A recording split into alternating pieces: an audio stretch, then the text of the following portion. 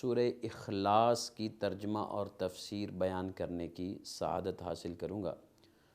لاکھوں لوگ ہیں جو سورہ اخلاص کو بڑی محبت سے، بڑے شوق سے اور بڑی عقیدت سے پڑھتے ہیں، لیکن لوگ اس کا ترجمہ نہیں جانتے، اس کی تفسیر نہیں جانتے، اس میں کہ ہمارے لیے کیا واعظ و نصیحت ہے اس کو نہیں جانتے۔ آئیے آج انشاءاللہ الکریم ہم سننے کی سعادت حاصل کرتے ہیں۔ اللہ کریم نے قرآن پاک میں ارشاد فرمایا، قُلْ هُوَ اللَّهُ أَحَدٌ اللَّهُ الصَّمَدُ لَمْ يَلِدْ وَلَمْ يُولَدْ وَلَمْ يَكُنْ لَهُ كُفُوًا أَحَدٌ۔ فرمایا وہ اللہ ایک ہے، اللہ بے نیاز ہے، نہ اس نے کسی کو جنم دیا اور نہ وہ کسی سے پیدا ہوا، اور کوئی اس کے برابر نہیں، یعنی اس کا شریک نہیں۔ اللہ اکبر۔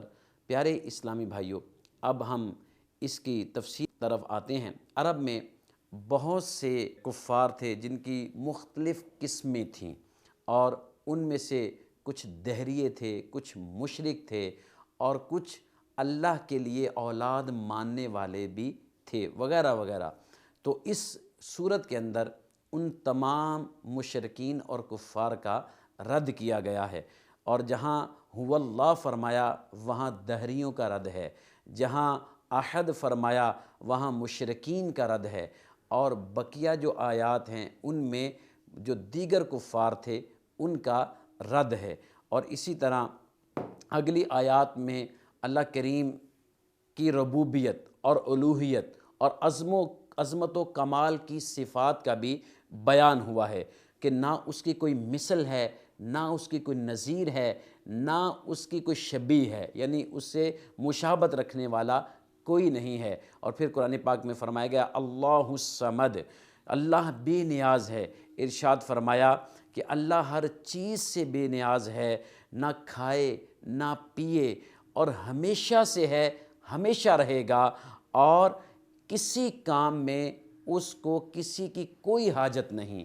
اب اس میں یاد رکھیے کہ اللہ کھانے سے بھی پاک ہے، پینے سے بھی پاک ہے، اور تمام لوگ اس کے حاجت مند ہیں، اس سے اپنی ضرورتیں، اس کی جناب سے ان لوگوں کی ضرورتیں پوری ہوتی ہیں، وہ کسی کا حاجت مند نہیں ہے۔ اور پھر فرمایا وَلَمْ يَلِدْ وَلَمْ يُولَدْ، اور نہ اس نے کسی کو جنم دیا اور نہ وہ کسی سے پیدا ہوا۔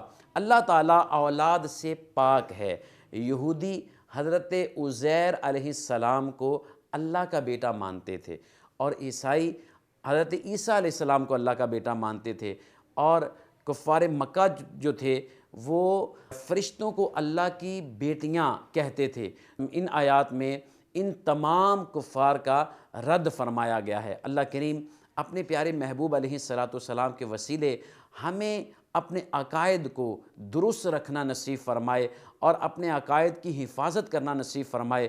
یہ یاد رکھیے کہ عقائد کا علم حاصل کرنا سب سے ضروری علم ہے، اور اس علم کے بغیر نجات نہیں ہے، اور کم نصیب ہیں وہ لوگ کہ جو اللہ رب العزت کے بارے میں عقائد کا علم نہیں رکھتے۔ اور سنیے پھر قرآن پاک میں آخری اس صورت میں فرمایا گیا وَلَمْ يَكُنْ لَهُ كُفُوًا أَحَدٌ، اور کوئی اس کے برابر نہیں، یعنی نہ ذات میں نہ صفات میں، کیونکہ وہ واجب ہے، خالق ہے، باقی ہے، تمام مخلوق حادث ہے، اس کی صفات ذاتی اور قدیم ہیں، یعنی ہمیشہ سے ہیں، غیر محدود ہیں، جبکہ مخلوق کی صفات عطائی، حادث اور محدود ہیں۔